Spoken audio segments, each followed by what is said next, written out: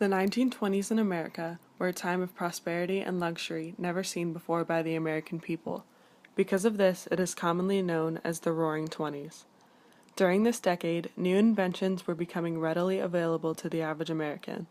Some of these new products include Band-Aids, hair dryers, loudspeakers, the mechanical television, the first robot, and most importantly and influentially, the radio and the automobile.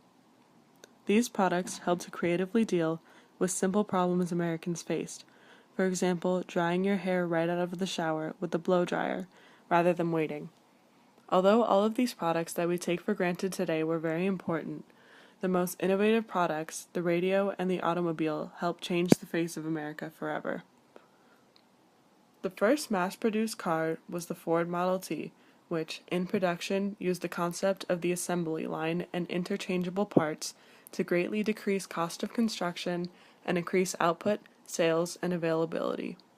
Between 1913 and 1927, more than 15 million Model Ts were made. The car connected people and allowed for easier transportation from point A to point B. To own a car before the invention of the Model T was very exclusive to the wealthy, but with this introduction, it became plausible for the working-class family to own a car.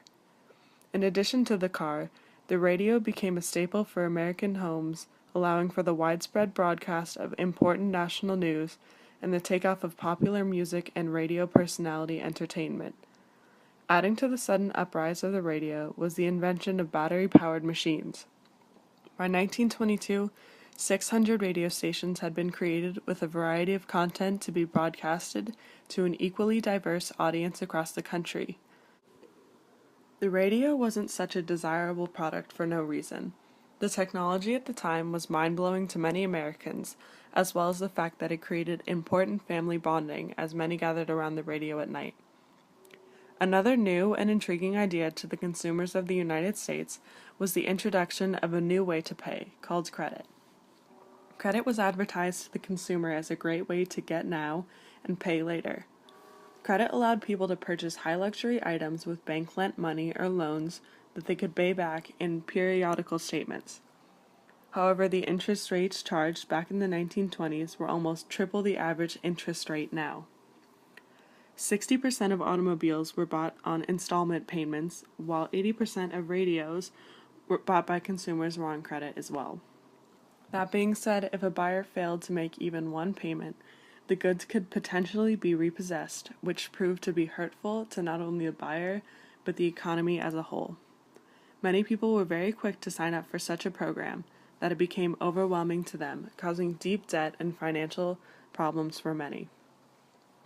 Much of this mindset of materialism and carelessness came from the very new widespread wealth during the 1920s, due to increased business and jobs.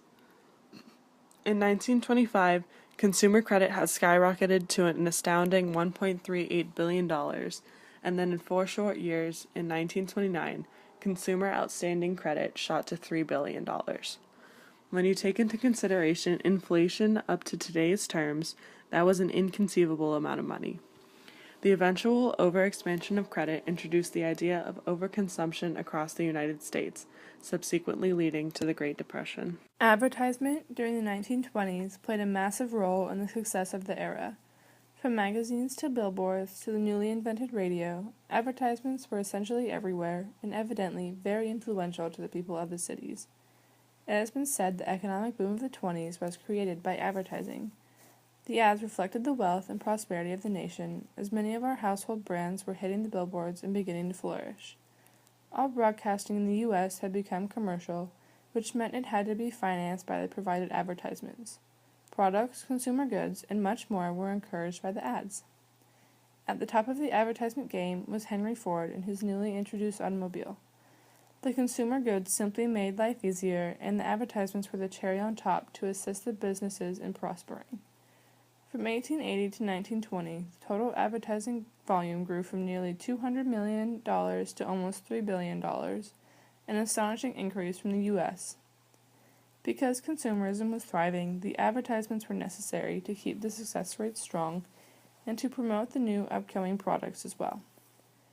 As more and more American families purchased the advertised products, the more widespread they became. Thus, leading to even more wealth of companies. Along with the huge billboards, the radios that every American seemingly adored was embedded with ads of all kinds, ranging from cars to soaps and more. Advertisements had an immeasurable amount of influence on the consumer of the 1920s, leading to the many great advancements in an extremely wealthy economy during this time.